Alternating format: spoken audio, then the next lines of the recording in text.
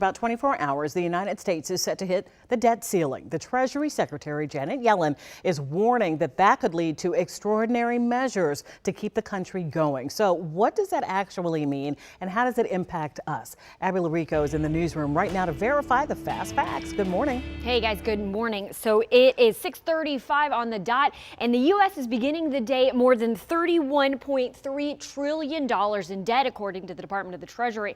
And that is inching closer to the debt ceiling, which is about $31.4 trillion. That's the highest amount of debt the federal government can legally accumulate. We turn to a number of sources to answer some of the big questions about this. Like, first, why do we even have a debt ceiling? The Committee for a Responsible Budget explains the debt ceiling, or debt limit, was established during World War I as a way to make borrowing money easier and more flexible, and Congress has raised that limit many times since then. What happens when the U.S. reaches its debt limit? The debt can't rise past the ceiling. No more borrowing. So the federal government can only spend money it has on hand to pay for its obligations.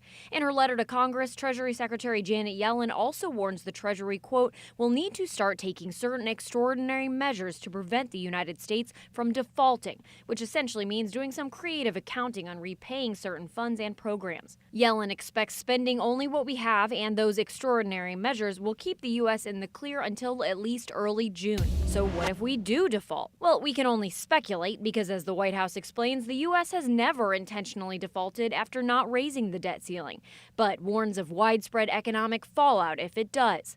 This Treasury Department report further explains, quote, credit markets could freeze, the value of the dollar could plummet, U.S. interest rates could skyrocket, the negative spillovers could reverberate around the world, and there might be a financial crisis and recession as a result of default. The report examines the last time we teetered on the edge of default back in 2011. Though Congress eventually did raise the debt ceiling, we came so close to the brink that the U.S. credit rating was downgraded. Job growth slowed, the stock market fell, and financial markets were overall stressed for months.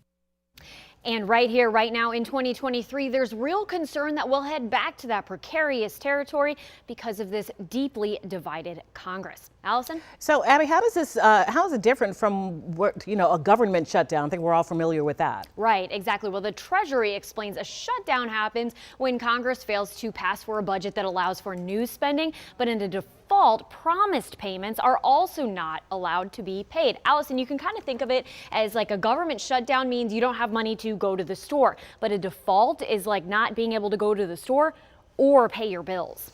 All right. Okay. Let's hope something is reached. Abby, thank you so much. Great explainer right there.